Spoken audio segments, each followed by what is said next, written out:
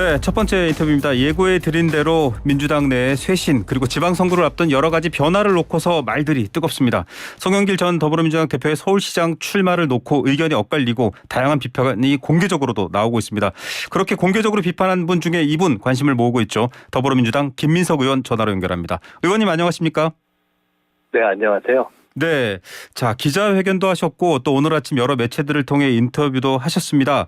송영길 전 대표만을 반대하기 위한다기보다는 여러 가지 의미를 담아서 지금 이런 의견을 내고 계시거든요. 한 번 더 정리해 주시죠. 첫째는 서울시장 선거에서 이겨야 한다. 네. 서울시장 선거에서 이겨야 전국에서 이길 수 있다. 송 대표의 추대론이나 송 대표의 서울 전입은 바람직하지 않다. 네. 나아가서 송 대표로는 이길 수 없다. 지금은 경쟁력 있는 여러 당내 당의 인사를 다 등장시켜서 압축시켜서 후보를 만들어내는 네. 것이 필요하고 그 방식으로 교황 선출식 시민 후보 선정 방식을 제안한다. 네. 그것이 민심에도 맞고 당원 당규에서의 경선으로 갈 수도 있고 전략 공천으로 갈 수가 있는 길이다. 뭐 이 정도로 요약할 수 있겠습니다. 네. 이번 선거는 향후 이 민주당을 비롯한 여러 정치 지형에 영향을 주는 중요한 선거이기도 하다. 또 원칙적으로도 좀 아쉬운 부분이 있다 이런 입장이신데 방금도 말씀하셨지만 콘클라베라고 하죠. 이 추기경들이 모여서 교황 선출하는 방식 얘기를 했는데 잘 모르시는 분들도 있고 이게 지금 기존의 경선 방식과는 비교해서 어떻게 다른지 좀 말씀해 주시겠어요? 우선 지난번에 최근에 뽑힌 원내대표가 이런 방식으로 뽑혔습니다. 네. 보통은 우리가 출마하겠다고 손든 분들, 출마 의사를 표명한 분들을 놓고 하는 경선을 하지 않습니까? 네. 근데 그러면 아무래도 출마 의사를 밝힌 분들, 그리고 특히 당내 인사들 중심으로 되게 돼 있는데 네.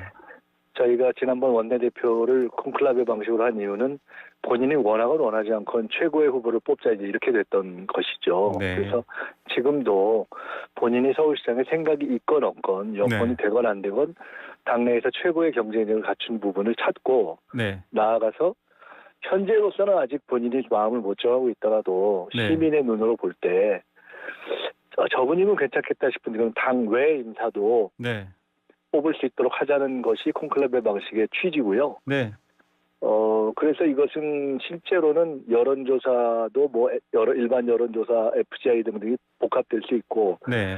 최종적인 선정에 경선 방식을 차용할 수도 있고 그냥 전략 공천 방식을 차용할 수도 있다 이렇게 보고 있습니다. 예. 어떤 것이 민심을 더 담아내느냐에 대한 의원님의 고민인데 이런 말씀하셨어요. 정치적으로 기대가 있으면서 비정치적인 이미지를 가졌던 분들이 서울 선거, 서울시장 선거에 나왔던 특징이다. 그러니까 방금 말씀하신 그 교황 선출 방식이라면 이런 것들을 다 수용할 수 있다 이런 의미로 이해하면 될까요? 제가 조순 시장 당선 때부터 서울시장 선거에 거의 관여를 해보고 저 스스로 이제 30대 이명박 후보하고 2002년에 나오셨죠. 상대로 네. 서울시장 선거를 해봤는데 네네. 경험적으로 보면 서울시장은 사실상 그 다음 대통령으로 생각되는 뭐 그런 정도의 어떤 기대주들, 그렇죠. 정치적 차세대들이 하면서 동시에 서울 시민들이 약간 뭔가 비정치적인 색깔을 입는 분을 원하는 공통성이 있습니다. 네네. 조순, 고건, 박원순, 이명박, 오세훈이 다 그런 컬러가 그렇죠. 있었거든요. 네. 그래서 그러니까 정치권 내에서도 그런 성향을 청족시키는 것이 좋고 네. 정치권 외의 인사라면 또 그런 성향을 이렇게 맞는 분을 찾고 거기에 시대 정신과 예를 들어 뭐 글로벌한 감각까지 갖춘 그런 분이라면 보통 지금 당장은 지지가 낮더라도 올라갈 수 있다고 저희가 서울 선거의 경험에서 보는 거죠. 네. 예를 들어 조선 시장 같은 경우에 처음에 2%에서 출발해서 그렇죠. 당선됐으니까요. 네. 그래서 이제 저희가 이런 방식으로 접근하면 비록 남아있는 기간이 한 2, 3주가 있다 하더라도 충분히 네. 당 내외 인사 중에 우리 당원들의 어떤 창의성 또 시민적인 참여 그리고 지도부의 전략적인 검토 이런 것들을 통해서 충분히 역동성을 가지고 후보가 만들어질 수 있다고 봅니다. 예. 송 전 대표의 출마가 문제가 있다고 했던 이유는 네. 그 자체로 명분도 없고 그렇다고 경쟁력도 없을 뿐만 아니라 이렇게 필승을 위해서 만들어야 되는 과정을 제약하고 못 가게 만드는 측면이 있기 때문에 네. 비판이 불가피했다 이렇게 이해해 주시면 되겠습니다. 뭐 당내 역학 관계라든지 여러 가지 조건에 따른 후보가 아니라 정말 시민 국민들이 지지하는 후보를 뽑기 위한 판을 송영길 후보 출마로 깨버렸다 이렇게 보시는 거죠. 네, 그렇게 보는 거죠. 예. 자, 그런데 뭐 지난번 대선 때도 막판에 이제 이재명 후보를 지지하는 2030 여성들이 결집하면서 굉장히 또 파워를 보여줬지 않습니까? 그냥 뭐 교양 선출 방식 그리고 실제 민의를 담는 방식 그래야 반드시 이기는 방식이라고는 하셨지만 좀 좁혀서 그럴 만한 인물들이 있는가라는 또 질문들도 많이 올 것 같아요. 어떻습니까? 인물은 많고요. 당내 인사만 해도 최소한 송 전 대표랑 비슷하거나 네. 경쟁력이 더 있는 후보들이 5손가락을 넘습니다. 네. 당 외 인사는 현재 인지도가 적더라도 아까 말씀드린 그런 시대 흐름에 맞으면 언제든지 부상될 수 있는 거고요. 네. 선거의 조건 자체가 지난 대선 때 서울에서 5%로 졌던 것보다는 그 서울의 대부분의 어떤 의원들이나 이 출마자들이 더 결과가 좋게 나올 가능성이 있다 이렇게 보고 있습니다. 네. 후보만 잘 뽑으면. 왜냐하면 대선에서의 정권 교체의 기대는 이미 이루어졌고 네. 투표율은 대선보다 낮은데 결집도가 중요하고 네. 정권 교체 심리는 조금 이완될 수 있는 반면에 민주당 지지 성향의 표는 또 결집력이 있을 수 있고 네. 윤석열 후보의 초기 행보가 그렇게 만족스럽지 않고 네. 오세훈 후보도 지난 보궐선거에서 당선됐을 때에 비해서 약점이 좀 노출된 상태고 네. 이런 종합적인 것을 보면 저희가 후보를 적절히 내면 네. 저희는 최소한 팽팽하게 가거나 이거 이길 수도 있겠구나 하는 상황을 만들 수 있다고 지금 보고 있습니다. 예, 드라마를 연출할 수 있다. 지금 뭐 여러 조사들에서는 사실 좀 오세훈 현 시장이 다소 앞서는 걸로 나오거든요. 충분히 뭐 역전할 수 있다 이렇게 보시는 건가요? 그렇습니다. 예. 자, 뭐 대략 직접 말씀하시기는 어렵지만 앞서 교황 선출 방식이라는 언지를 주셨기 때문에 그래도 좀 거론될 수 있는 이름들이 있을까요, 의원님? 지금까지 언론에서 나온 분들을 보면은 네. 상식적으로 생각할 수 있는 분들이 일단 지난번에 대선의 후보로 나왔던 분들 중에 서울 지역구 출신들이 네네. 당장 종로 출신의 이낙연, 정세균, 그다음에 추미애, 박용진 네 분이 서울 출신이죠. 네. 또 서울 지역구 최고위원 출신이 박주민, 강병원 네. 이런 분들이 있고 또 서울시장에 나왔던 분들이 박영선, 김진애 직전에 나왔던 분들이 네. 이렇게 있지 않습니까? 네네. 그 서울에서 부시장을 지낸 임종석 전 네. 시장도 있고요. 사실 이 중에 대부분이 지금 여론조사를 붙이면 송영길 전 대표보다 똑같거나 좀 더 나올 거라고 보는데요. 더 넣을 수 있다. 네. 실제 그렇습니다. 제가 해보면. 네. 그리고 이제 상승폭이 더 있고 결국은 명분인데 송 전 대표처럼 나갔을 때 명분으로 이렇게 공격당할 거리가 없어야 되는데 네. 그 점이 그렇고 또 하나는 당외 인사인데 당외 인사는 지금 다양하게 네. 특히 참신한 어떤 경쟁력을 가진 분을 찾고 있는데요. 최근에 많은 분들이 김현종 전 그 통상본부장 네. 안보 차장 네. 이분이 미국 변호사로 통상에 대한 전문가고 이재명 선대위에서도 네. 이재명 후보에 아무 인연 없이 상당한 역할을 하고 국제적 감각이 있는 분이어서 경제적인 또 부분도 알고 해서 기대를 하는 분들이 꽤 있더라고요. 그래서 네. 본인과는 지금 현재 의사 파악을 안 했지만 이런 분들에 대해서도 조금 더 이렇게 알리는 과정을 거쳐보겠다 이렇게 생각하고 있습니다. 네, 2002년에는 의원님께서 만 38세 서울시장을 나가서 이명박 당시 후보와 붙어서 이제 아쉽게 패배를 했습니다. 2002년에. 네, 2002년이요. 지금도 같은 기준으로 본다면 혹시나 뭐 20대, 30대 때의 어떤 새로운 좀 참신한 이미지의 후보도 가능할까요? 30대 저는 이제 이렇게 봅니다. 사실은 지금 30, 40대에 네. 저희가 이게 시대가 변해서 가령 환경, 생태 또는 코로나 이후 상황이기 때문에 어떤 공공보건, 의료, 삶의 질 이런 차원에서 전혀 다른 어떤 담론과 의제를 네. 제시하는 그런 분들이 있다면 네네. 그 또한 가능하다고 봅니다. 그런 분들이 떠오르길 바라고 있습니다. 예, 그런 분들이 또 떠오르길 바란다 이런 얘기까지 하셨고요. 연결해서 좀 여쭤보겠습니다. 사실 대선 때도 등장했던 말이고 86 용태론 이런 말이 나오는데요. 의원님께서도 사실은 20대 때 김대중 대통령 여러 가지 도움으로 정치에 입문하셨고 또 30대 때도 활발하게 활동을 하시고 지금까지 이어지고 있습니다. 과거에는 이 세대가 새로운 시대를 이끌 젊은 정치인데 요즘 보면 이 세대가 이제 좀 물러나야 되는 기득권으로 얘기가 되고 있습니다. 지금 이제 송영길 전 대표의 등판을 놓고도 86들 다 하산하기로 했는데 혼자 또 다시 올라가냐 산을 이런 얘기가 나오거든요. 이것 좀 더 설명해 주십시오. 전 이렇게 봅니다. 제가 이제 농담처럼 네. 제가 2002년 서울시장 나가면서 그만두고 18년 만에 다시 국회에 돌아왔는데 네. 이거 돌아오자마자 86들 가라 그러니까 오자마자 집에 가야 되나 이렇게 생각을 하는데 네. 사실 저는 시대 흐름이 바뀌면 네. 얼마든지 그럴 수 있다고 봅니다. 그러니까 네. 그리고 저 자신이 정치를 하면서 이제는 젊은 후배들을 많이 이렇게 도와주는 방향으로 이 정치의 소명을 잡아야 되겠다는 생각을 하고 있는데요. 네. 이미 86 교체로는 저는 과정에 들어갔다고 봅니다. 시작된 시작됐다. 것입니다. 네. 가령 송영길 전 대표가 그렇게 할 수밖에 없었던 이유, 네. 꼭 86이 물러나야 된다도 있지만 3선 연속해서 4선 연속할 수 없다. 가령 이런 거를 네. 먼저 제기했잖아요. 네. 누가 하라고 한 것도 아니고 송 전 대표가 먼저 당내 상의도 없이 한 거거든요. 근데 그래서 그것이 송영길, 우상호, 김영춘의 불출마까지 이어졌는데 네. 저는 아마 86들 중에 상당 부분이 앞으로 어떻게 나의 진로를 정할 것인가 지금 또는 2년 후 이런 고민들을 하고 있을 거라고 봅니다. 네. 자연스럽게 86 교체는 시작된 것이고 네.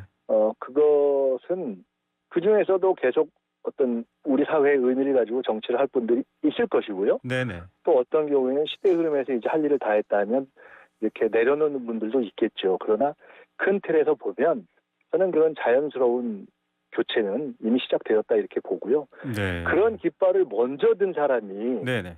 대선 패배의 책임도 있는데다가 갑자기 이렇게 좀 이렇게 갑자기 이렇게 길을 바꿔가지고 네.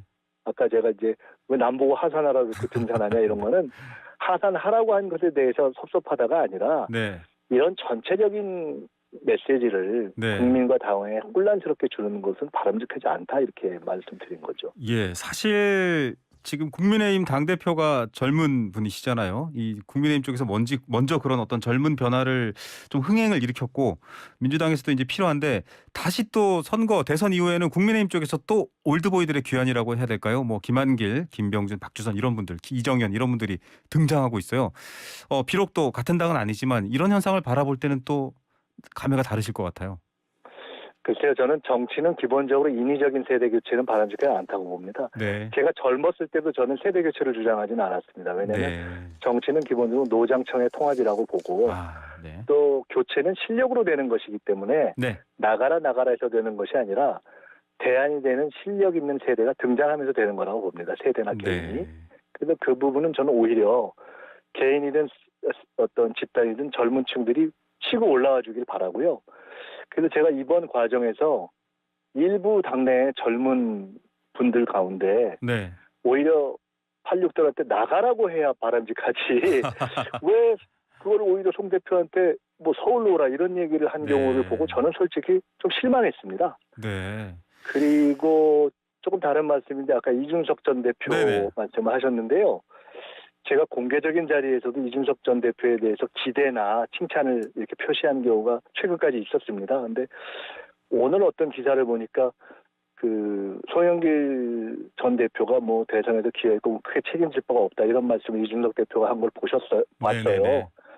덕담일 수는 있으나 다른 당의 일에 그렇게 이야기하는 것은 저는 좀 바람직하지 않다고 보고요. 네. 그 문제를 너무 어떻게 그게 국민의힘 입장에서 득이 돼서 그런 건지 뭐 어때서 그런 건지 모르겠지만 너무 전략적으로 접근하지 않아줬으면 좋겠다. 문제는. 네. 언급 안 알겠습니다. 해주시는 것이 좋겠다 저는 이렇게 봅니다. 네. 저 뭐 의원님께서는 출마 내지는 혹시 추대가 된다면 또 워낙 젊은 이미지, 새로운 이미지로서 과거에 굉장히 많은 사랑을 받으셨기 때문에 어떻습니까? 그렇게 갑자기 제안이 들어오거나 기사가 나오면 어떻게 하실 생각입니까? 이번에 서울시장에 출마할 가능성이 제로고요. 네. 또 그런 의사를 갖고 있지도 않고요. 네. 의사는 없지만 앞서 콘클라베 방식처럼 등판론이 나오면 네. 오랜만에 정치에 복귀해서 어떤 가치를 중시하는 그런 새로운 정치 이 제 임기 동안 하는 것이 제 소임을 다하는 것이다 이렇게 믿고 있습니다. 네, 알겠습니다. 지금 사실은 대선이 끝난 지 얼마 안 됐는데 워낙 박빙차였기 때문에 지방선거에까지 영향을 미치고 있습니다. 이번 서울시장 선거를 놓고도 이제 이재명 상임 고문의 의중이 어떤가에 대한 궁금증도 기사가 많이 쏟아져요. 송영길 전 대표 같은 경우는 살짝 그런 뉘앙스를 풍겼지만 지금 많은 또 이재명 상임고문과 친했던 분들, 가까운 분들은 그런 바 없다. 지지를 밝힌 바 없다. 이렇게 나오고 있는데 어떻게 생각하십니까? 좀 역할론이 필요하실까요? 두 가지로 나눠서 말씀드리자면 네. 그 0.7cm 앞까지 네. 0.7cm 앞까지 대통령이 되는 데까지 가셨던 이재명 후보가 지금 민주당의 최대의 자산이고 아직 졌기 때문에 역할을 하는 것은 굉장히 자연스럽고 당연한 것이기도 하고 본인의 책무죠. 네. 그래서 적절한 방식으로 지방선거를 포함해서 역할을 하시는 건 당연하다고 보고요. 이번에 송영길 전 대표의 뭐 출마 문제를 이렇게 둘러싸고 이재명 후보께서 그런 방향으로 뭔가 마음이 있었느냐? 전 100% 네. 아니라고 봅니다. 네. 그 아니라는 확인을 여기저기서 하고 있고 그렇죠. 그래서 네. 그럴 이유도 없고 그렇습니다. 그리고 네. 한 가지만 더 말씀드리자면 네네. 서울에서 송영길 전 대표의 출마가 문제가 있다고 보는 의원들은 이재명, 이낙연, 정세를 지지했던 정말 초개파적인 거의 다다 이렇게 보시면 됩니다. 네. 이거는 개파 문제가 아닙니다. 출마를 송영길 전 대표가 철회하지 않으신다면 뭐 연판장이라든지 또 사실은 그 전당대회 때도 많이 도우셨잖아요. 송영길 전 대표를 뭔가 좀 직접 찾아가서 얘기를 하시거나 이렇게까지 행동할 의향이 있으신가요? 사실은 전당대회 때 현역 의원들 가운데 송 전 대표를 도운 경우들이 그렇게 많지는 않은데 저는 사실 그때 한번 하는 게 좋겠다 싶어서 도왔던 케이스고요. 네. 이러한 비판은 다 애정 어린 비판이고 당을 생각한 비판이기 때문에 네. 이런 것들을 감안해서 송 전 대표가 이제 행보를 하나하나 하시고 그렇겠죠. 근데 저희가 지적한 것은 적어도 제가 지적한 문제들은 제 개인의 지적이 아니라 당내와 국민들의 문제 제기이기 때문에 네. 답하시는 것이 좋고 출마를 하시든 아니든 그 답을 하지 않으면 어려울 것이다. 이렇게 출마를 봅니다. 하든 안 하든 반드시 답을 해야 한다. 네. 알겠습니다. 끝으로 저희 청취자 0985님께서 문자를 보내셨는데 유시민 작가가 나와야 된다 이런 의견 주셨어요. 어떻게 생각하십니까? 제 생각에는 이런 콘클레브 과정에서 시민들과 당원들의 이 어떤 추천이 일종의 하나의 트랙으로 존재했으면 좋겠어요. 아, 네. 그래서 당 지도부가 그런 것들로 잘 활용했으면 좋겠는데 추천을 해 주십시오. 유시민 우리 아, 네. 네. 작가님, 네. 유시민 이사장님을, 작가님도 서울시장으로 전 이사장님을. 추천해달라. 네. 그럼 뭐 얼마든지 여러 가지를 놓고 검증하는 과정이 있지 않겠습니까? 예, 뭐 가능성도 있다고 보시나요? 제가 말씀드렸는데요. 저는 당내 인사로 또는 좀 비중 있는 인사들은 뜻이 모이면 거부할 수 있는 명분이 없다고 봅니다. 가령 네. 대통령 후보를 직전에 대통령 후보로 뛰었던 분들이 네. 이제 야당이 되는 민주당의 입장에서는 가장 큰 행정적 책임을 지고 네. 또 새로운 윤석열 정부를 견제해야 될 그 전체 세력의 선봉에 서게 되고 관행대로 한다면 국무회의의 배석자가 될 서울시장의 역할을 네. 끝까지 마다할 수 있는 명분과 이유는 없다고 봅니다. 네. 뜻이 그렇기 때문에 모이면 누구든 네. 정말 뜻이 모인다면 정치권에 적어도 계셔서 정치적 책임을 지고 있는 지도적 인사들이라면 저는 아무리 봐도 경쟁력이 당신이 최고다 이렇게 하면 결국은 그거를 받아들여야 되지 않겠는가 이렇게 생각합니다. 네, 알겠습니다. 어떻게 뜻이 모이는지 저희도 지켜보고 또 시간 되면 다시 한번 모시겠습니다. 오늘 말씀 감사드립니다. 네, 감사합니다. 네, 더불어민주당 김민석 의원이었습니다.